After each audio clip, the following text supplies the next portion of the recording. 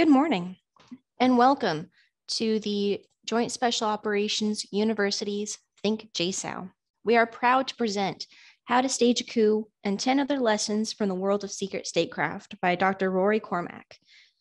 The views and opinions expressed here are those of the presenter and may not necessarily be the views of the United States government, the United States Department of Defense, United States Special Operations Command, the University of Nottingham, or the Joint Special Operations University. This webinar is unclassified, and if you have any questions, please type them into the chat. We will make sure that you get to the presenters. Today, we're looking to have a conversation between Dr. Jeffrey Rogg with JSOU and Dr. Rory Cormac for about 30 to 35 minutes and hopefully questions for the last half. So if you have any, send them on in.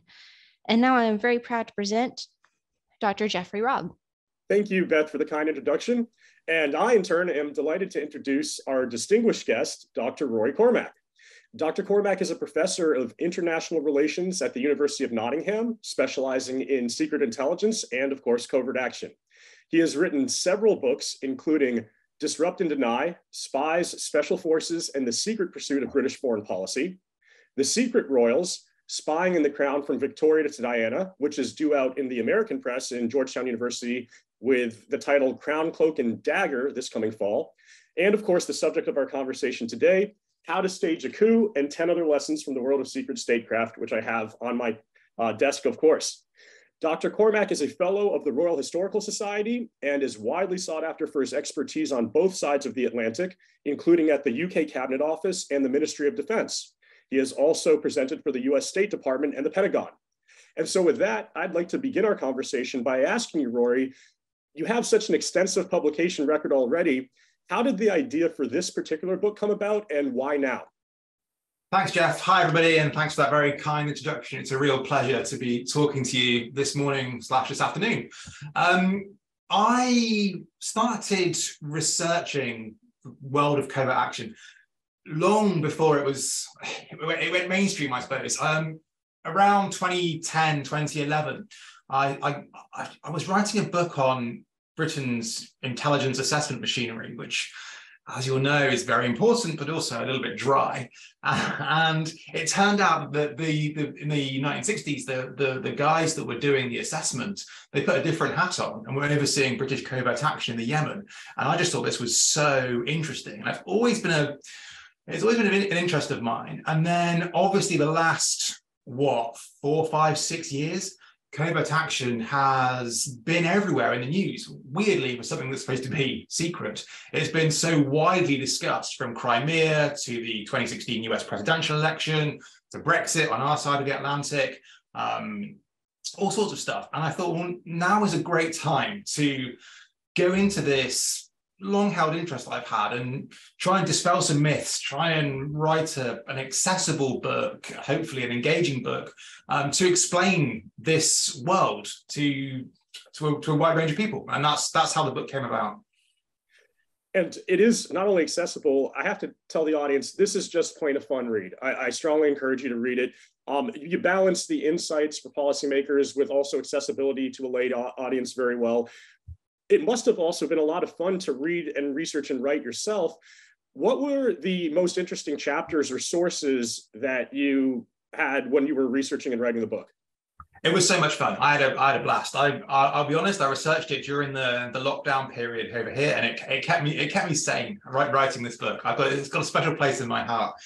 What did I find interesting? I found the global nature of this really interesting. So my own expertise obviously is on British history. Yours is on CIA history, and there's a lot of stuff written, of course, about CIA covert action, particularly during the Cold War. And of course, there's going to be something even better written about it when your new book comes out. Little plug for yours, Jeff. And of course, Russian covert action dominates, or active measures dominates, the contemporary discussion and media landscape. But as I was researching and writing this, I was struck by just how global it was. So even during the Cold War, Egypt was a particularly, I must say, useless practitioner at it, but was doing all sorts of stuff to try and subvert neighbors, trying to orchestrate coups, trying to sponsor rebel movements in Ethiopia. for example, all entirely covertly. The fact that Brazil was launching subversive operations against Chile in the early 1970s. You know, we think of this period as, it's a horrible simplification, but we think of it as the CIA launched covert operations against Chile, which they did. But hang on a minute, Portuguese archives, not that I can speak or read Portuguese, tell us that Brazil was involved. We also find out that Australian Secret Intelligence Service was involved over there as well. And fast forward to the present day, you have research about covert influence operations done online, which suggests at least 20 odd countries over the last couple of years have been doing this against their neighbours. And if it's against their own population, it's a damn sight more. But this is a tool of statecraft, which is part of international relations. And yet we only tend to think of it as the CIA in the Cold War, Russia today, and then people like me going, Britain did it too. Actually, that's one thing that surprised me. I also really enjoyed writing about the chapters around subversion, because so often the other kind of myth, I suppose, that dominates is this is all about regime change. It's all about things that go bang with a big, clear, tangible outcome. So, you know, chapters on electoral interference, coups, all this kind of stuff. But actually, the real threat here, the more pernicious threat, is the drip, drip, drip of subversion, of just intangibly trying to sow confusion or influence. It's so hard to measure. I found that quite eye-opening in a world where we just talk mostly about assassinations and secret wars, you know? And that's a fantastic point. One that is really important for our audience, especially. One thing that I noted, because when you're talking about that slow drip or that death by 1,000 cuts, one of your key points that you keep reemphasizing is how we tend to think of covert action as single blocks. For instance, you know, a covert action program to do a targeted killing or assassination, or a covert action program to launch a coup or undermine a government. But you also are suggesting that propaganda, and that's kind of the impolitique term, but influence operations can or should accompany covert action before, during, and after it to shape that covert action. In other words, there's a lot that goes on that we don't see, but we see, like you said, the flashpoints, the big things, and then we focus on those. Could you talk a little bit more about that? Because that influence aspect of covert action is something that is going to just be more and more important to covert action today and into the future. Yeah, I think there's 2 points there. The first one is that the covert action, yeah, we see it as these clear blocks with a start and a finish, because that's the way history books work, and they're written up as the US operation in Afghanistan or whatever. And then because of the nature of sources, outsiders like me rely on open stuff, stuff from journalists, which focuses on the stuff that goes the big bang type things. And we kind of neglect the fact that the influence operations go on alongside this. So often we see it as a kind of either or. And it's the same with the phrase, you know, the third way. People talk about the American covert action as the third way or the third option. And I can totally see why. But actually this complements open means of foreign policy execution. It's not like the American government or whoever, or the Russians, are thinking, shall we either do negotiations or diplomacy or sanctions or whatever, or we'll do covert operations. Like they work alongside each other. And it's the same with the influence stuff. And I first kind of thought about this regarding one of the most famous covert actions, which was the 1953 coup in Iran, which you'll be very familiar with, joint CIA-SIS operation. And we see it as a coup, sponsoring the coup. We can debate about that another time. But what struck me as I was writing about this or thinking about this was that actually there was a coup in August 1953. Britain had been laying the groundwork for this using influence operations for at least 18 months. And then afterwards was shaping the narrative to make sure it was the way that the British government wanted to be seen. Same with the coup in Guatemala in 1954. When I first learned about the PB history operation afterwards, which was the CIA, you know, the CIA operation, where they basically tried to manage the history of the coup because you couldn't keep the American hand entirely secret and tongues were wagging. So we see influence operations form the vast majority of covert actions. They will continue to form the vast majority of covert actions. The number of influence operations dwarfs secret wars, coups, assassinations, but they're the most intangible, they're the least glamorous for journalists to write about, they're the hardest to know about. And all of this skews our perception of this, I would argue, important form of international statecraft. That perception element is absolutely critical, especially if it was hard to keep covert action secret in the past. You point out it's nigh impossible today. And because of that, a lot of it is almost theater or performative. How do you shape public perceptions? But in turn, how do public perceptions shape covert action or influence the policymakers who decide on and implement covert action programs? It's a really, really tricky one. And there is a puzzle here, which I find really, really interesting. And this puzzle is, if secrecy is declining, which I think most of us would agree it is, and I completely share your point about during the Cold War, it was still difficult to keep this thing secret. I think it's wrong to think there was a golden age of secrecy where everything Russia or the Soviets and the CIA did, they managed to do incredibly plausibly, deniably. But it is getting more difficult to keep things secret through everyone's a citizen journalist now, everyone's got a smartphone, linked up NGOs, investigative journalists, all this kind of stuff. It's more difficult to keep things secret, which creates a puzzle. Why are states still doing this? If it's going to get found out, surely this would decline and would be a relic of the Cold War. And yet, as we said at the start, there are countless examples, famous examples since 2014. So there must be there's a puzzle there. And I think the answer is that it's about ambiguity. It's about embracing what we've called implausible deniability and the ambiguity that brings to sow confusion, to send messages. And I think a good example of this will be the Russian attempt to assassinate Sergei Skripal in Salisbury in 2018, where I think MI5 have said this publicly. There were multiple messages at play. If Russia wanted this man dead, they didn't necessarily need to use some sort of agent that was traceable easily back to Russia. So, they're sending a message to numerous people, to other dissidents: we will find you, we will hunt you down.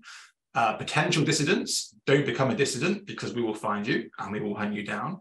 And to the British: stop harboring dissidents because we will breach your sovereignty and we will do this. So there's a performative nature to some of this, and I think even on the kind of less kinetic types of operations, even on the influence operations, there's still that bit of performance. I mean, pre-February 2022, Russian implausibly deniable influence operations, we all knew they were doing it. They were sending a message. They were constantly sending a message. And it doesn't matter so much that we knew Russia was doing it.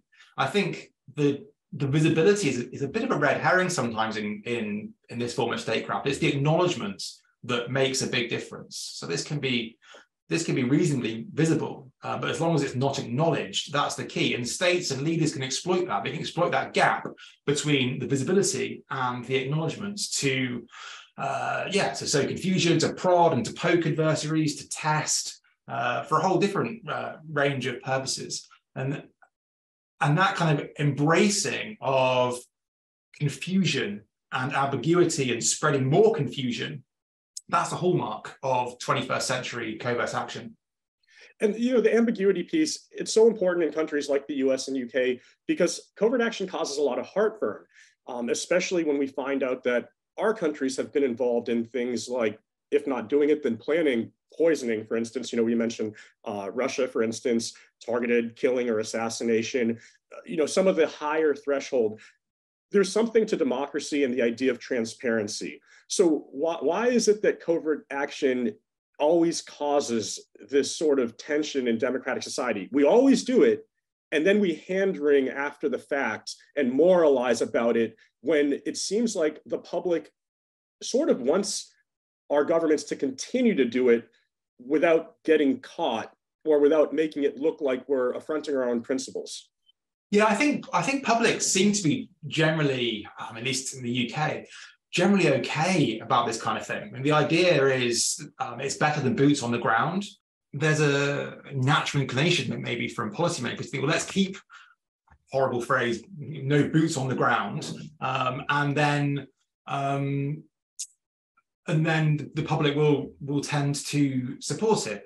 But I think that, and also the public seems to be generally okay with it because brought up on the myths of Bond and Bourne and thinking this is all very glamorous and all very cool, for want of a better word. But I think my own personal opinion is that it can be compatible with democracy. Sure, there's a tension there, of course there is, but I think it can be compatible if, point one, it aligns with overt means of foreign policy execution. So you can't have the CIA or whoever going off and doing one thing against the country and then the State Department doing the entire opposite policy. That would not be democratic. But if it aligns with an open foreign policy objective, which a country has a mandate to do, I think that that's not necessarily undemocratic. So it's kind of integrated and supporting open means of policy execution, which is good because it means that we're not seeing it as a mysterious dark art. I think that's one of the key things here. Point two, it can be democratically aligned with democracy if it's approved by the executive. I think it is this, and also my research suggests that this stuff is generally approved by the executive. It's the idea of rogue elephants doing crazy stuff. Even the British side of things, even the craziest stuff MI6 did back in the 1950s, it came straight from the Prime Minister.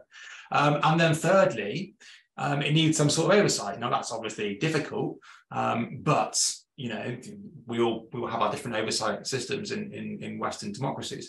And if you meet those criteria, then I think it can be democratic. It's not something to be used lightly, and I can see the tensions, but it's not necessarily or inherently undemocratic.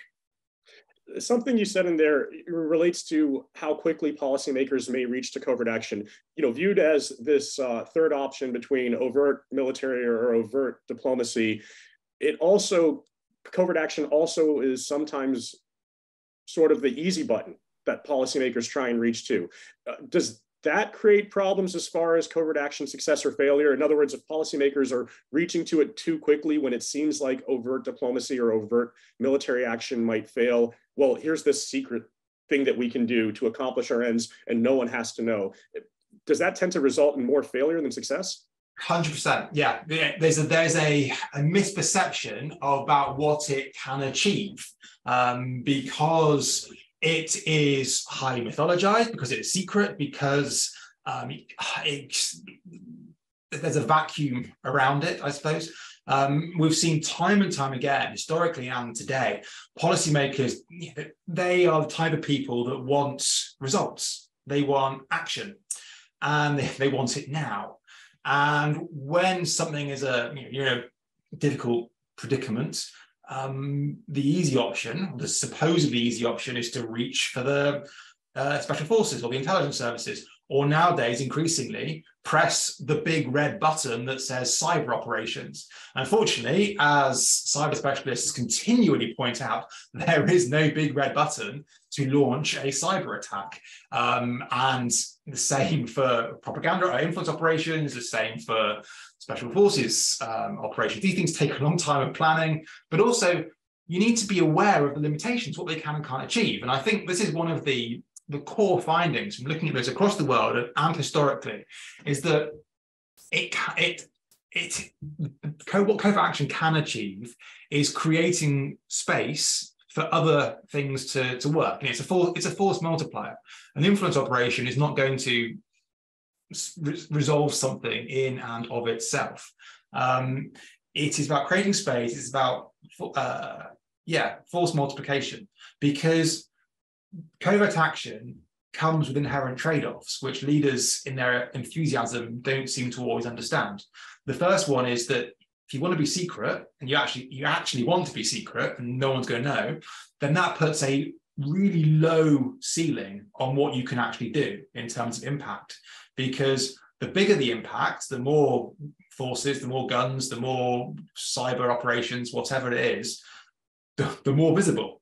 And so leaders don't seem to always quite grapple that. Same with outsourcing. So, for example, if you want to be secret, and you genuinely want to be secret, then leaders have and still do outsource their covert operations, whether that is to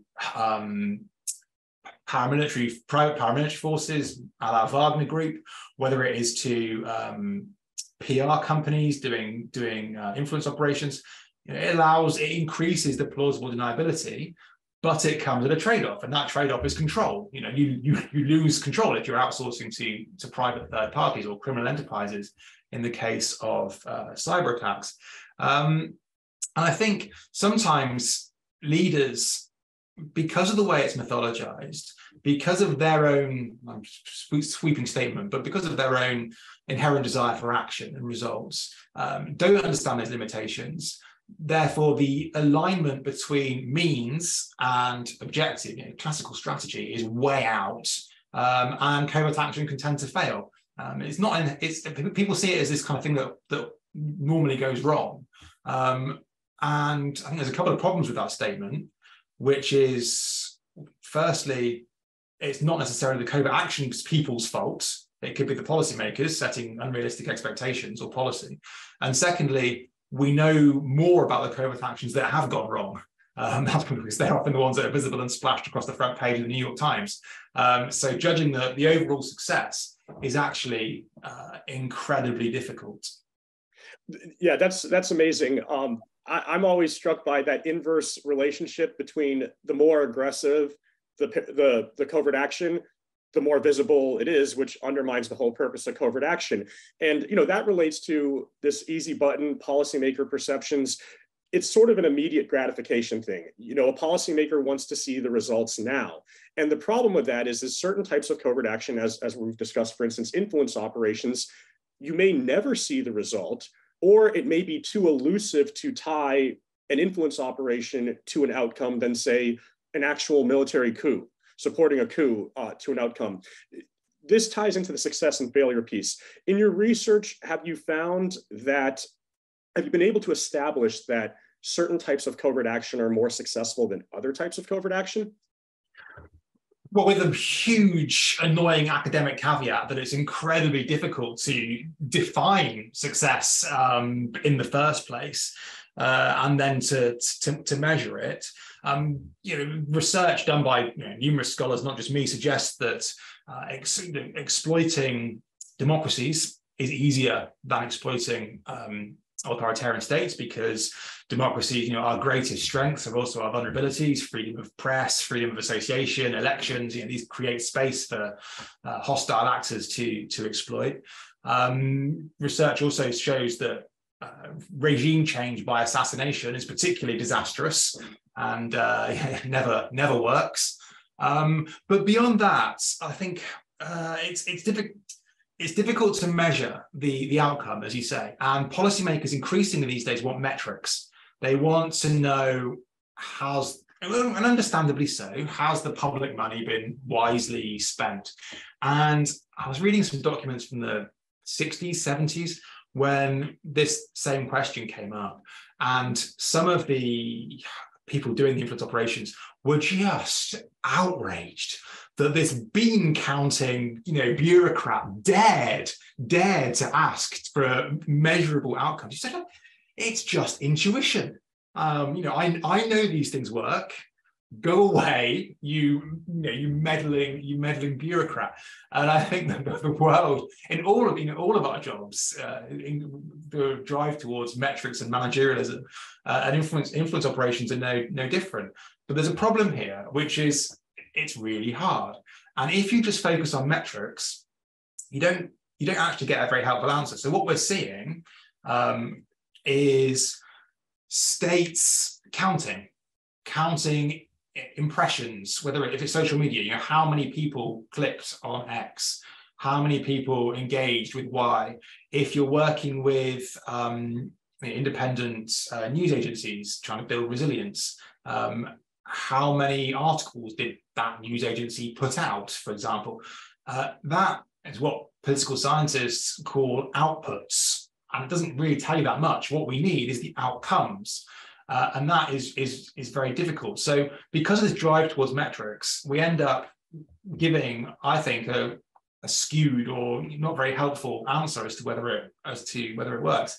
And scholars far cleverer than me, specializing in communication studies, they are debating and increasingly thinking that this stuff isn't that impactful. That particularly social media, we're conflating the huge reach of social media influence operations with significance and impact. And how do we know these huge reach aren't just ignoring it, or it's preaching to the converted and they would have voted for X anyway?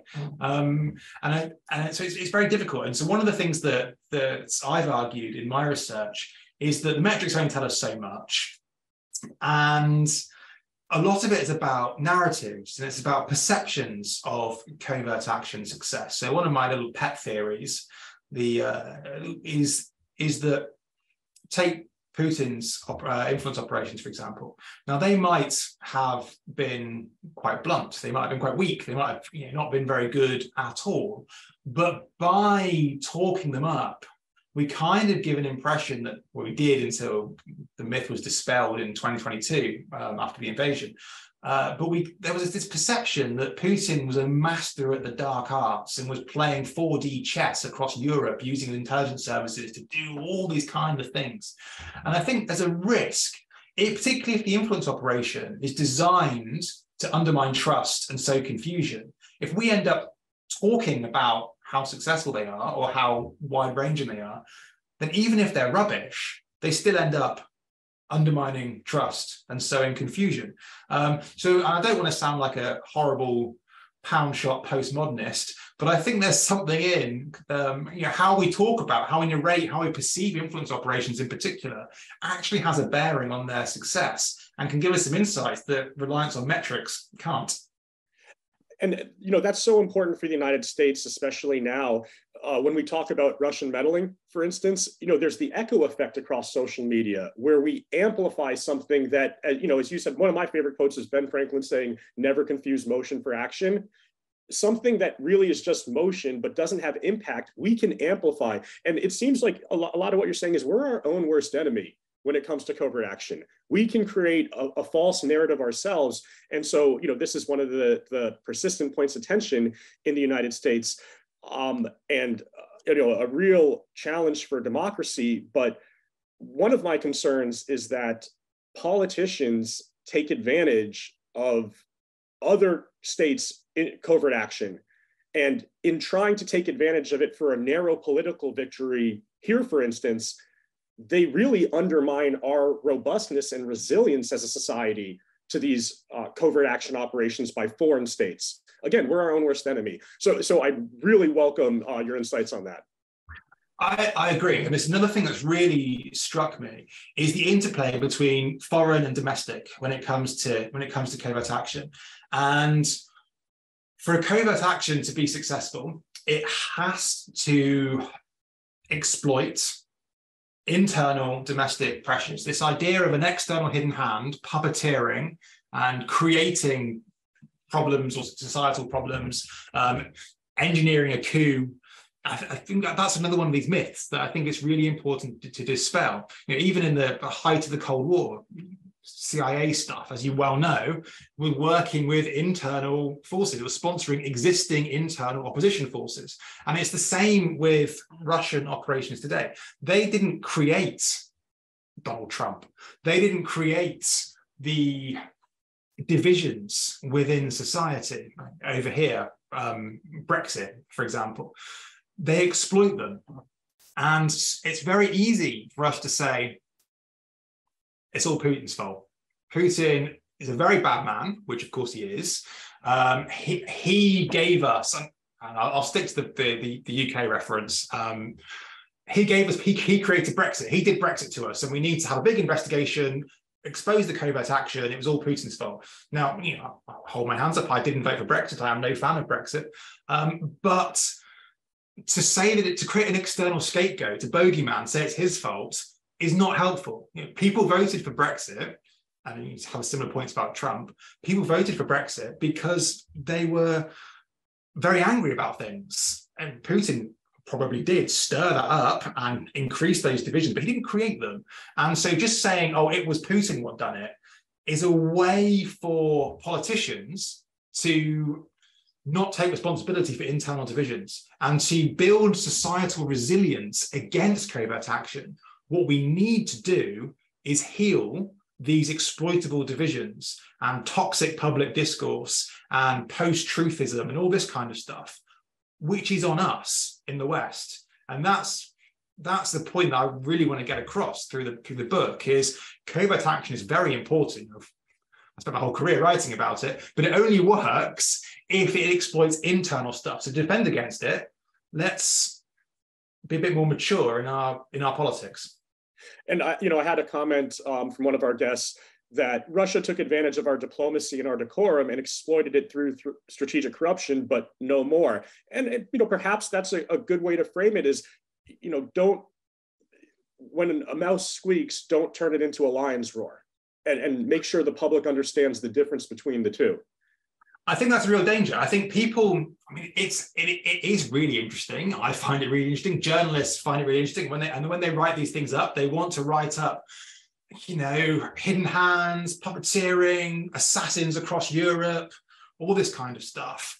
And because of the nature of it, because of the necessary secrecy, some of these myths and narratives are able to gain traction. And this is, go back to your point about public perception, this is what the public ends up perceiving, which is all very well and good, but it comes at a cost. If we end up, as you say, then overestimating Russian hidden hands at the expense of internal domestic politics. And that's a problem. And that's why perceptions really matter.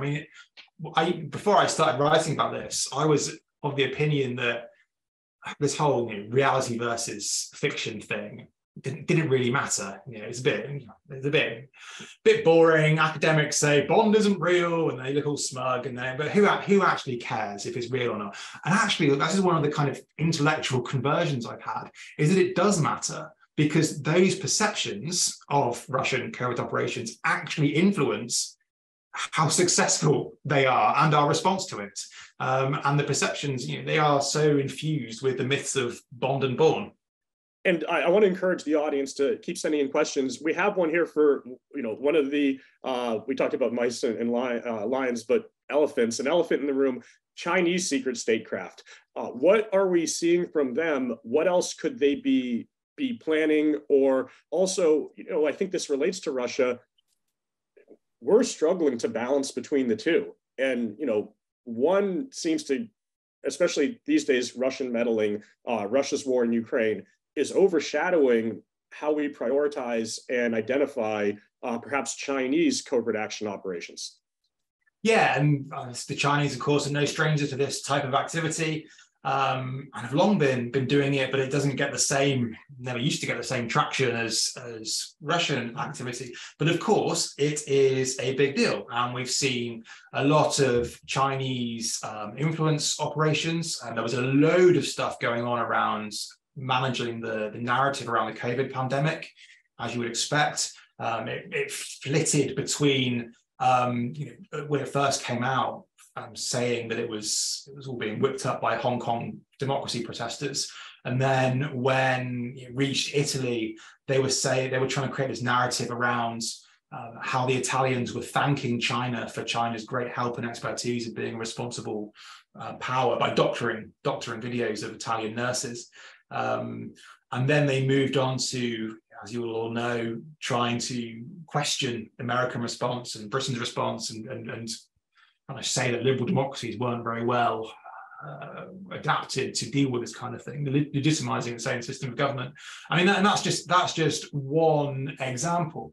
We're seeing lots of inauthentic social media networks, but interestingly with China in recent months, a move back towards people, towards local influencers, rather than just the more Russian approach of high octane, loads and loads of stuff, spamming the world and seeing what sticks. We're seeing more kind of targeted around particular influencers. And then, of course, multiple countries around the world have raised the alarm over the last year about Chinese covert political influence. Canada, UK last year, there was a woman linked to the Chinese government who influencing parliament. New Zealand and Australia, most prominently perhaps. So this is an important issue. It is something that we need to know more about and not just obsess over Russia. At the same time, I think it's really important not to fall into some of those traps that we fell into during the Cold War and indeed in the last 10 years with Russia, and therefore think that every Chinese person, member of Chinese diaspora, is working for the Chinese state or is covertly controlled by the Chinese state. Because and the narrative, the kind of literature is about 1,000 grains of sand. There are so many people in the Chinese diaspora. There's the United Workers Front department in China who works with, cooperates, co-opts, coerces diaspora to operate in the interest of the Chinese government. That exists. That is a big thing, and we need to take it seriously. But there's a balance between them thinking that everyone is working with the United Front and is working on behalf of the governments. And it's difficult. It's really difficult. And you see it, as you know, you see it in the Cold War with Red Scares. I think we've seen it post-2014, thinking that Russian hidden-handed assassins are everywhere and Russian influence operations are everywhere. And I can just see us doing the same thing with China. And it's difficult. As someone who specializes in this, I want to say this is dead important, because it is dead important. But at the same time, we can't go too far and assume that the Chinese hidden hand is controlling everything we don't like. Yeah, and that speaks to sort of cultural traits of covert action, how different nation states conduct covert action. Did you notice different states have different preferences for types of covert action? One of the famous examples in your book, Israeli targeted killing, assassination. I kind of use a hyphen between the two because it depends on your frame of reference. But have you noticed that some states tend to look towards one type of covert action and sort of acculturate and become proficient at it? Strategic cultures of covert action is a really interesting question, one that we don't have the answers to yet. And as you know, academics are working very hard trying to come up with different comparative case studies between different countries, because lots and lots of states do this, as we said earlier on, but they do have different approaches. They have different, obvious one, different oversight mechanisms, and thinking about responsibility is obviously a key difference between the US and, say, Russia or North Korea, which also engages in covert actions, particularly in the cyber realm. But for different reasons, different states do seem to have different approaches. So Israel famously is more muscular, shall we say. France seems to fall in a similar vein. And a friend of ours is writing a book on the history of French covert action at the moment, and I think that's going to be absolutely fantastic because they were doing a lot of stuff, particularly around post-imperial Africa. The UK has its own culture. It's not as muscular. Wasn't so much about regime change, but it was about integrating this into open foreign policy and try and normalize it a bit. So particularly focusing on what they used to call special political action, and working very closely with the Foreign Office. Yeah, like lots of countries do it, but it's an area where we need to do a bit more research, I think. And, you know, going within states themselves, this is a question probably perhaps more pointed towards our audience, and this goes to a book that you also wrote, Disrupt and Deny. What insights do you have from studying both covert action and special operations in terms of the relationship between the two activities, between, say, the intelligence community as a covert actor versus the military as a covert actor, policy tensions, bureaucratic competition? And, you know, if you can extrapolate, if you've seen any relationship between how the US and the UK have managed those distinctions and tensions. Well, I wrote that, it was about British stuff. And the reason why it's about covert action and special forces is because in the British tradition, going back to strategic cultures of different states, Britain doesn't differentiate. And it's because Britain's SIS is a heck of a lot smaller than the CIA and has no paramilitary function and never has had a paramilitary function. When it wanted people with guns and to undertake the kinetic activities, it had to work with special forces or recently retired special operations people after World War II. And so there's always been this much more fluid, nebulous approach in the British system. It's a really stark contrast with the American approach, where you've got your different titles, 50 and 10. I always get them confused which one's which. And it's clearly demarcated, although in practice, bureaucratic tensions do, of course, arise. But in the UK, it's really, really fluid, and SIS works very closely with special forces, always has done. Now, of course, there are bureaucratic tensions around that. So the British system has the advantage, I suppose, over the American system of being able to be more nimble, a little bit more opaque. British oversight is not as good as American oversight. British knowledge of special forces operations and just general activity is way worse than the American equivalent. I mean, largely because the American equivalent is so much bigger, and ours is much more secretive, and so there's an advantage there. But there's a downside. I mean, with these things not being written down, we pride ourselves on being able to operate nimbly in grey zones, but the oversight is quite weak.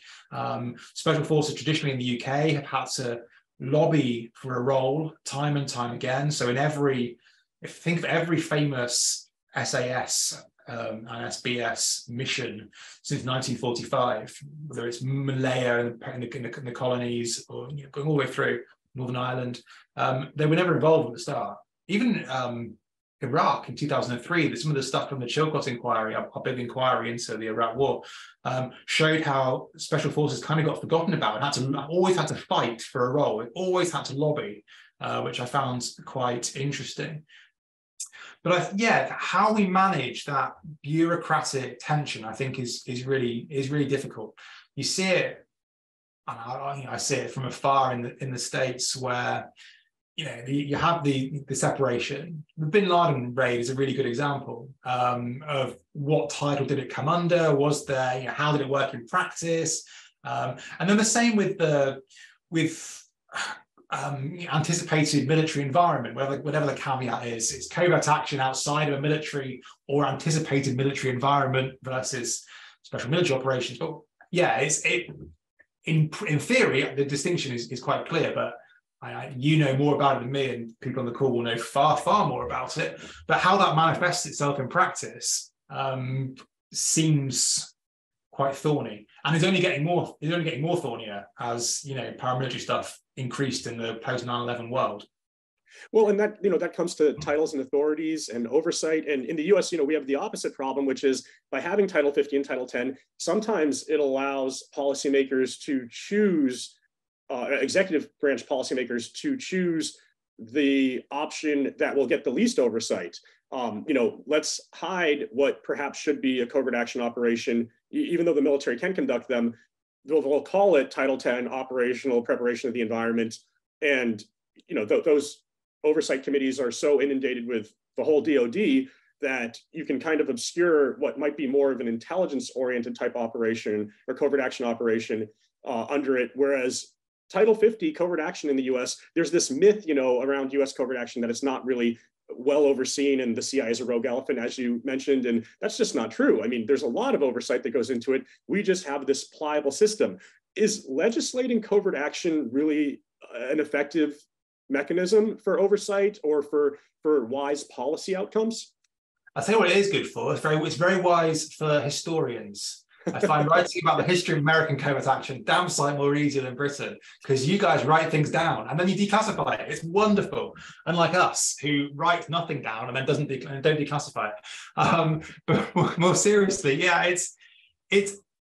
I think it is beneficial because the different parties know where they stand. They know, in theory, they know whose job is whose. And in practice, it blurs. And the predicament you mentioned a minute ago, I was reading about stuff going on with covert information operations in the US that was exposed in the last year or so. And at the heart of it was the relationship between online covert influence operations and who does it and where does it sit. So having this thought through and written down and defined, I think is a good thing. The problem is that when you start writing things down, one, in practice, it can blur and different organizations can compete with each other. But at least there's something to go on. And I think, and for oversight, we said earlier on that oversight is very important in ensuring compatibility between covert action and democratic values. And I think having stuff written down is important for oversight purposes, assuming that people don't play the system. But at least there's a system to play. In the UK, for example, things aren't written down.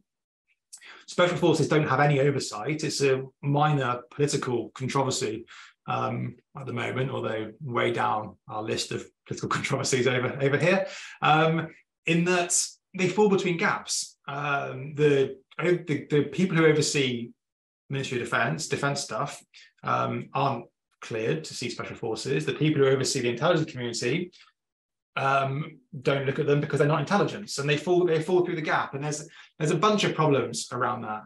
So I think that legislating and defining and writing stuff down is good, but it's not going to solve everything, as the American system knows. But at least there's something. At least there is something to go on, and something for oversight people to get their teeth into, in theory.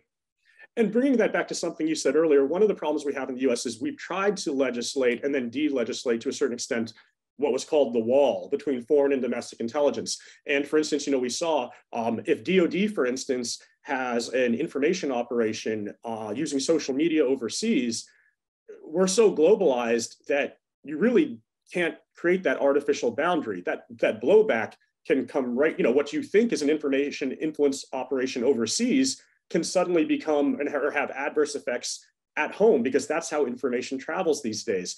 And so, as far as legislation and then breaking down that foreign and domestic wall, you do emphasize that this is everywhere now. Covert action is everywhere. And you have to be extraordinarily careful about what you think you can contain overseas, because it's just as likely to come back home. If you could you offer either some examples of that or some wisdom as far as how US policymakers or UK policymakers should proceed with 21st century great power competition that's global in nature?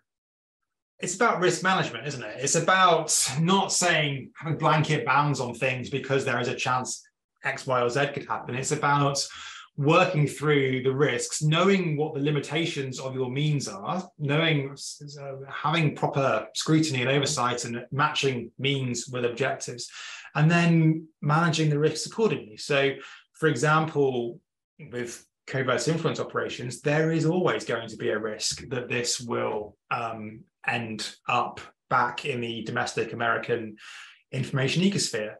Does that mean that America should never do stuff targeted abroad? No, of course it doesn't. But it means that the people planning this have got to make that judgment based on, how serious is this? Is it a threat? Is it really worth taking the risk?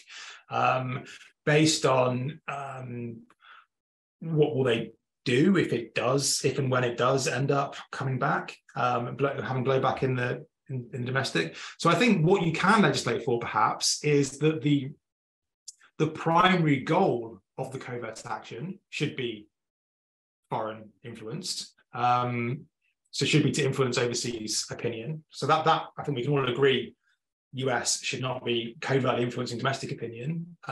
Same with UK. So as long as the primary goal is influencing overseas, then beyond that, it's a question of risk management for the people doing it to work out if it's worth it. And shouldn't be undertaken lightly because it is a risk.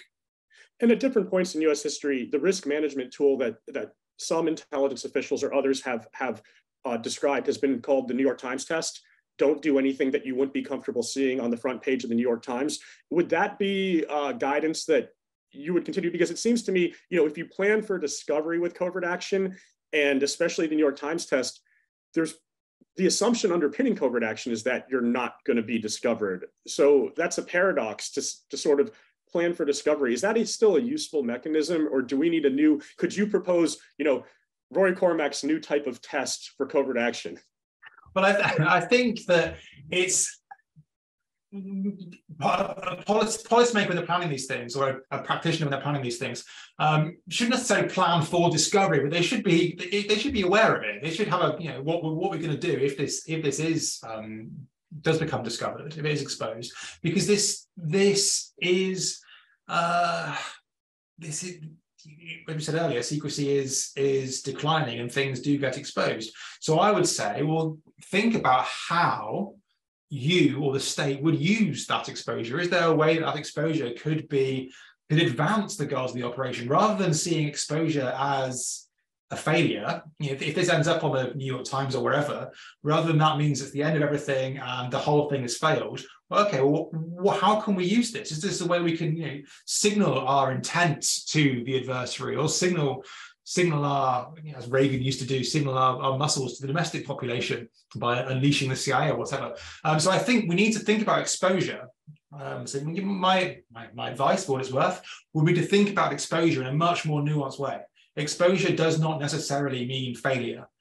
Many operations can be exposed but not acknowledged, and still create all sorts of effects and meet various objectives. So breaking down secrecy, I think, is something that's particularly important in the modern world. Secrecy isn't just, do we know it or don't we know it? It's is it exposed or unexposed? And that is a spectrum. Is it acknowledged or unacknowledged? And that is a spectrum. And where we can plot each covert operation on that kind of twin axis will give a lot more nuance to manage all of this, rather than just thinking we've got to keep it secret. That's an excellent insight on how do you use exposure. In other words, covert action is iterative. It's not just program achieved objectives or didn't achieve its objectives. It's over, done. Again, that theatrical performance, that shaping perceptions and influence operations exists along a continuous spectrum. The one problem I find with that, again, is this, when we talk about covert action, you can't talk about it without ethics. And part of the issue, we look at the great philosophical models of ethics throughout history, Machiavellian, Kantian, Aristotelian virtue ethics. Are some covert action operations, or should some covert action operations just be off the table from an ethical standpoint for countries like the United States and UK? They're just not worth the blowback? I'm no ethicist or political philosopher. We may disagree here, but I think that the greatest ethical duty for a state is to protect its citizens and to be secure. That's my starting point, I suppose. In international relations term, would be a kind of realist perspective. And so cases should be taken on their merits. I think what the risk is the the unintended consequence of something. So I guess you're kind of referring implicitly to assassination operations, which are the most ethically dubious. But also you can make an argument in favor of them. And Harold Wilson, British Prime Minister, famously wanted Idi Amin assassinated by MI6 back in the 1970s. And MI6 said, oh, that's not ethical. We don't do that, Prime Minister. And Wilson was a bright man, and he said, well, no, kill one person to save however many people he was killing in his genocide, and that was his ethical argument. But there's a flaw there, and the flaw is the outputs and outcomes. The output of the assassination may be successful, and Idi Amin would have been killed, or the classic "would you kill Hitler" thing. But then, what comes in its place? And we can't judge that, and that's the difficult thing. So it's not necessarily on ethics. It's well, what happens next, and would that be actually worse for the people and for our security interests than not doing that thing? And it's very, very difficult to judge. And it's the same. People often say, is this big red button scenario? And people often say, should the US or whoever overthrow Putin in a coup right now, as if that was a thing, was dead possible? And the answer from Russian experts, far cleverer than me, is, well, it's not an ethical question about whether or not to depose a Putin. It's a question of uncertainties and what comes next, and how do we know it wouldn't be an even more genocidal uber nationalist nutter. So yeah, how you manage that, I think, is the bigger question, rather than coming up with some sort of framework of ethics. But I realize that is maybe it's like not necessarily mainstream opinion around ethics and intelligence. Well, and a lot of what you seem to be suggesting when you read How to Stage a Coup is we have to become more comfortable with being uncomfortable, more comfortable with ambiguity, trying to account for unintended consequences and uncertainties. And I guess, the way I heard it from a professor of mine who spent decades in intelligence was think aggressively, but act prudently. And that seems to apply to what, you are really driving at in the heart of How to Stage a Coup. And so, with just a couple minutes remaining, what would you like your readers, both, in the sense of lay audiences and publics, but also, for our audience's purposes, policymakers and military or intelligence planners, to take out of How to Stage a Coup? Covert action is a thing in the 21st century.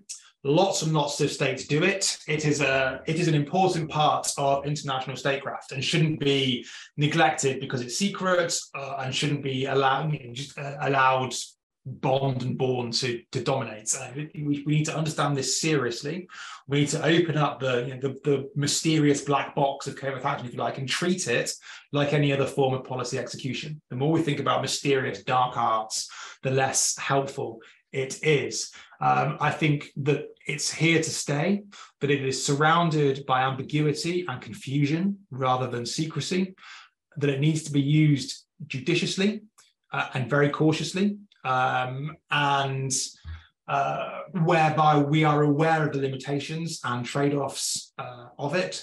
And finally, I think we need to recognize the severity, but we also need to recognize the relationship between internal and external, like we were talking about earlier. So to build resilience against this stuff, we need to get our own houses in order, because it is the internal divisions which hostile actors like Putin seek to exploit covertly to advance their agendas. This has been absolutely wonderful. I hope our audience got a lot from this, and I strongly encourage them. Again, I have it right here on my desk. I'll be putting it right back on the bookshelf afterwards behind me, but How to Stage a Coup. It's just a great, fun read that also just contains so many gems and insights. And so thank you so much for your time, Rory, Dr. Cormac. And, we'll be looking forward also to Crown, Cloak, and Dagger coming out in the US here this fall. Thanks so much, Jeff. I really appreciate it. Thanks, everybody.